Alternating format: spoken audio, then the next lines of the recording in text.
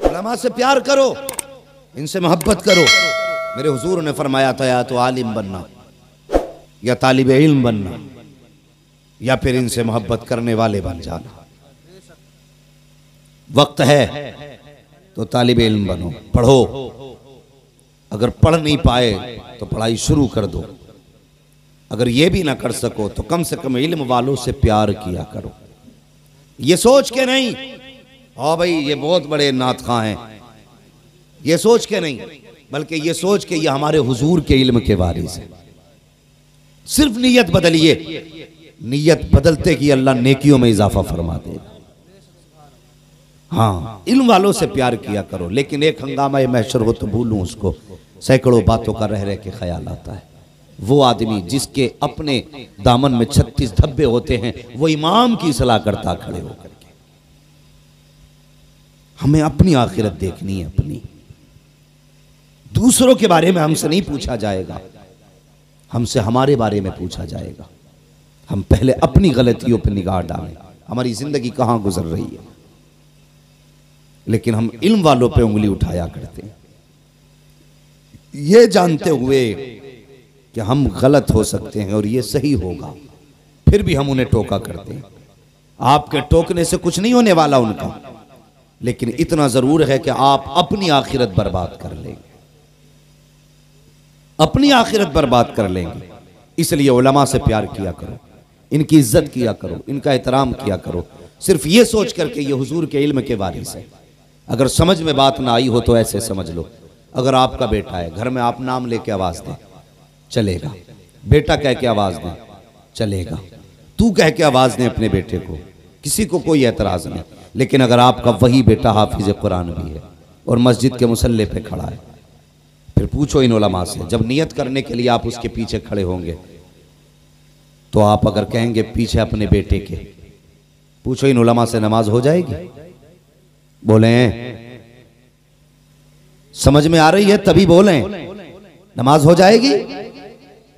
और उसने गलत बात कही है, बात भी सच्ची है, पीछे अपने बेटे के, बेटा ही तो है, लेकिन मुसल्ले पे आया तो बेटा नहीं कह सकते, पीछे अपने भाई के, तब भी नमाज नहीं।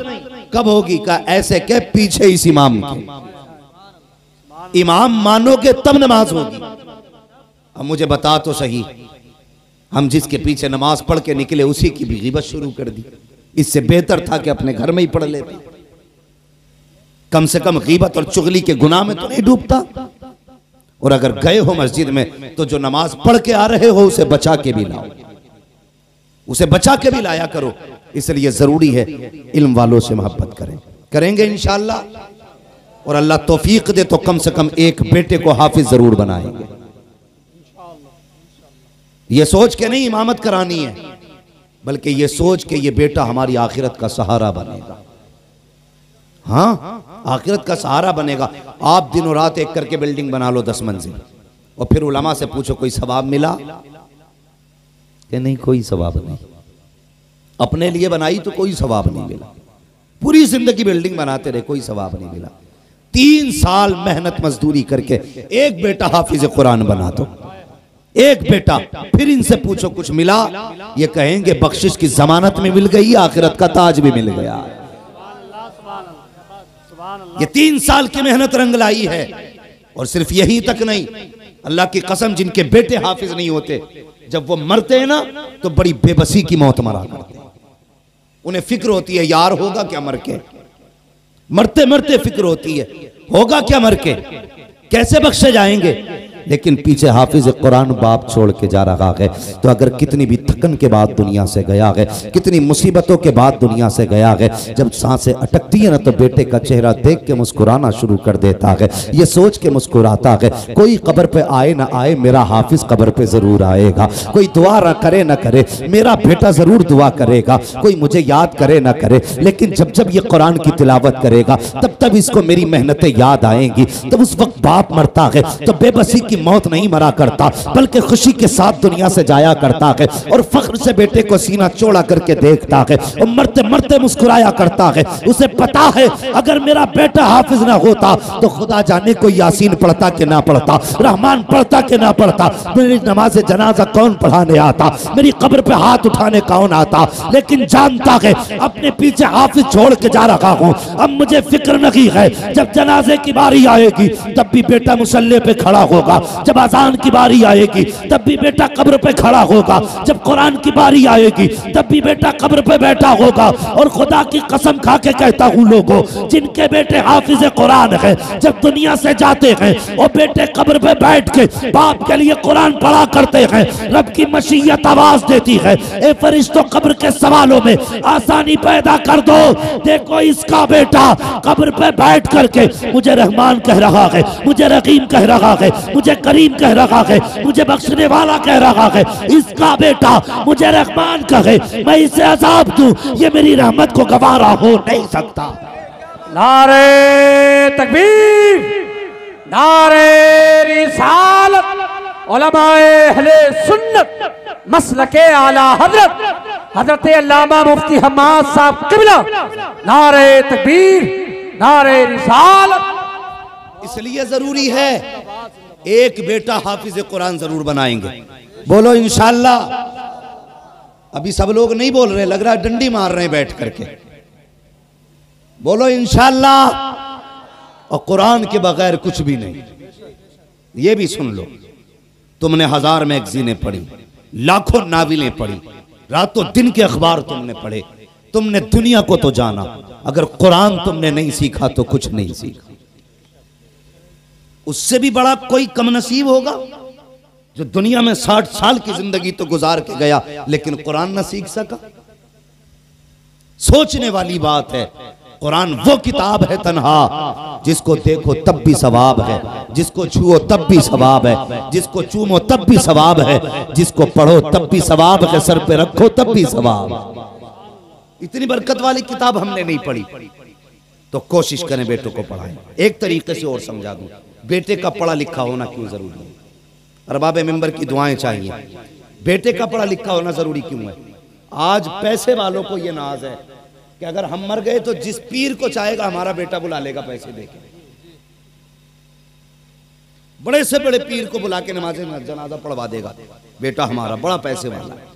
लेकिन जरा एक बात बताइए, फर्ज कर लो आपने हमें बुला लिया नमाज जनाजा पढ़ाने के लिए और हम मुसल्ले पे खड़े हुए। अगर आप हमें जानते हैं, हम आपको जानते हैं, तो हमारे जहन में इतना ख्याल होगा कि भाई बड़ा अच्छा आदमी था, हमसे मोहब्बत करता था। यही तो आएगा जहन में, यही तो आएगा जहन में कि बड़ा अच्छा आदमी था। हमें जितनी दुआएं दुरूद आती थी हमने सारी पढ़ी, नमाज जनाजा पढ़ाई चल दी। लेकिन अब सोचे, मैं कुछ भी हूं, पूरा हिंदुस्तान मुझसे प्यार करता है, अल्लाह उसे उनके प्यार की जज़ा दे। मगर सुने, मैं कुछ भी सही, बताइए क्या आपके लिए मेरे सीने में वही दर्द होगा जो आपका दर्द आपके बेटे के सीने में होगा? हो सकता है मैं कितना भी आपके लिए रो लूं, लेकिन जो गम बाप की जुदाई का बेटे को हो सकता है ना, वो मुझे नहीं हो सकता। या बेटे का गम जो बाप को होगा वो किसी पीर को हो सकता है, किसी मौलवी को नहीं हो सकता ना। तो फिर बेटे को हाफिज बना। इसलिए कि मैं आया, मैंने पढ़ा जरूर, दिल से पढ़ा, लेकिन जिस दर्द से बेटा मुसल्ले पे खड़े होके पढ़ेगा उस दर्द से मैं ना पढ़ सका। फर्क कितना है, जब बेटा मुसल्ले पे खड़ा होगा, बाप का जनाजा सामने होगा, तो वो देख के आंख में आंसू लाएगा और याद आएगा उसे, ए मेरे मालिक ये वो जनाजे में लेटा है जिससे कभी मदरसे से मैंने खर्चा मांगा था तो इसने टूटी हुई जूती तो पहनी थी लेकिन कुरान का खर्चा बंद नहीं किया था, खुद तो पैबंद के कपड़े पहनता रहा लेकिन मेरे मदरसे के लिबास में कमी नहीं आने दी थी। ए मेरे मालिक आज ये वो जनाजे पे लेटा है जिसने कई कई दिन तक बिना नाश्ते के खाना पैसा कमाया, लेकिन कभी मेरे खाने के खर्चे में कमी ना आने दी। जब बेटे के सामने बाप की ये कुर्बानियां होंगी तो मुझे बता बेटे की आंख में आंसू होगा कि नहीं, बेटे के आंसुओं से बाल चेहरा तर होगा कि नहीं। और जब कोई भी बंदा रब की बारगाह में आंसू गिराता है तो वो इतना करीम है, इतना करीम है, उसकी शान तो ये है अगर ना मानने पे आए तो पहाड़ बराबर सोना दे दो, वो तब भी राजी नहीं होता है। और अगर राजी होने पे आ जाए तो 2 आंसू कतरे कतरे आंसुओं के गिरा दो, वो 2 आंसू देख करके माफ कर देता है। इसलिए कहता हूं कि बेटों को हाफिज बना लो, ताकि तुम्हारे जनाजे के सामने जब बेटा कुरान पढ़ेगा या तुम्हारे जनाजे के सामने बेटा दुआ करेगा तो खुदा की कसम उसकी पलकें भीगेंगी, वो बाप की मगफिरत की दुआ मांगेगा। आंसू पलक से जुदा होकर जमीन पे आने से पहले अल्लाह तुम्हारे गुनाहों को बख्शिश का परवाना अता फरमाए। इसलिए जरूरी है बेटों को हाफिज बनाएंगे इंशाअल्लाह। हाँ, बेटे को दीन से जोड़िए। और एक बात और बताऊं, इन पढ़े लिखों के फायदे। आज कई लोग कहते हैं मौलाना औलाद बिल्कुल इज्जत नहीं कर रही। ये बड़ा मसला है, औलाद इज्जत नहीं कर रही। सबसे पहला हमारा सवाल होता है पढ़ाया क्या था, पढ़ाया क्या था कि नहीं पढ़ा लिखा लड़का हमारा, क्या पढ़ा है, का एमए पास है। मैंने कहा नर्सरी से लेकर एमए तक कोई भी कोर्स की ऐसी किताब दिखाओ जिसमें बाप का वो एहतराम सिखाया गया हो जो मदीने वाले मुस्तफा ने सिखाया है। 15 साल की किताबों में एक लाइन ऐसी नहीं दिखा सकते जो मेरे हुजूर ने माँ बाप के एहतराम में सिखाई है। आपने बच्चों को एमए बनाया, काश आपने बच्चों को कुरान का कारी बनाया होता, आलिम दीन बनाया होता। अगर खिदमत भी ना कर पाता तो बाप का गरेबान भी नहीं पकड़ता, बाप के मुंह पे तमाचे भी नहीं लगाता। आज जानते हो हम बच्चों को एमबीबीएस और डॉक्टर बना लेते हैं। बनाइए, अच्छी बात है, मैं तालीम का मुखालिफ नहीं, लेकिन एमबीबीएस बनाने से पहले मुस्तफा का गुलाम बना डालो, हुजूर का आशिक बनाओ पहले, उसके बाद एमबीबीएस बनाओ। जब इश्क सीने में होगा ना तो वो खुराक दबा की बांधेगा, दुरूद मुस्तफा पे पढ़ना शुरू कर देगा। और जब इस तरह दवा देगा कि साथ में दवा भी होगी, मुस्तफा का दुरूद भी शामिल होगा, तो जहां दवा 1% फायदा करती थी वहां पे 99% फायदा शुरू हो जाएगा। ये जरूरी है कि बच्चों को हाफिज कुरान भी बनाए, हुजूर का सच्चा आशिक बनाए। माँ बाप का एहतराम अगर चाहते हैं बच्चे करें तो उन्हें इल्म दीन सिखाएं। और मैंने तजर्बा किया, अगर बच्चे पढ़ें ना लेकिन 10 दिन मदरसे में अगर कोई गुजार दे तब भी वो जमाने से अलग हो जाता है। घर रह के पढ़ना, मदरसे में रह के सोना बराबर होता है। ये मदरसे की बरकतें होती हैं। और आज हर बंदा चाहता है दुनिया मेरा एहतराम करे। कुछ दिन पहले एक तस्वीर मैंने देखी थी और वो वीडियो बाज़ाब्ता सोशल मीडिया पे डाला गया था। सोशल मीडिया पे एक गरीब एक बाप था ना, तो उससे लोगों ने कहा कि तुम्हारे हालात ऐसे, ये कपड़े पहन रखे हैं, या इतनी गुर्बत में क्यों जिंदगी गुजार रहे हो, बेटे नहीं है? तो जानते हो उस बाप ने क्या कहा था? उसने कहा मेरे 2 बेटे, एक डॉक्टर है दूसरा इंजीनियर है। कहा फिर आप इस कंडीशन में? तो उस बाप ने कहा मैंने सारी कमाई बच्चों की तालीम पे लगा दी, सारी कमाई बच्चों की तालीम पे लगा दी। लेकिन जब वो पढ़ लिख के बड़े हुए और बाहर चले गए तो फिर हमें भूल गए। अब हम उन्हें याद भी नहीं आते, अब हमसे उन्हें वास्ता भी नहीं है। अब उनकी दुनिया चमकीली दुनिया है, उनका मुस्तकबिल रोशन मुस्तकबिल है। अब इस बूढ़े बाप का क्या करेंगे वो नौजवानों? खुदा के वास्ते बाप की इज्जत करना, बाप का एहतराम करना। मैं क्यों कहता हूं कि हुजूर के आशिक हो जाओ? इसलिए कि हुजूर का इश्क किसी का गुस्ताख नहीं बनाता है, हुजूर का इश्क हमें अदब सिखाया करता है।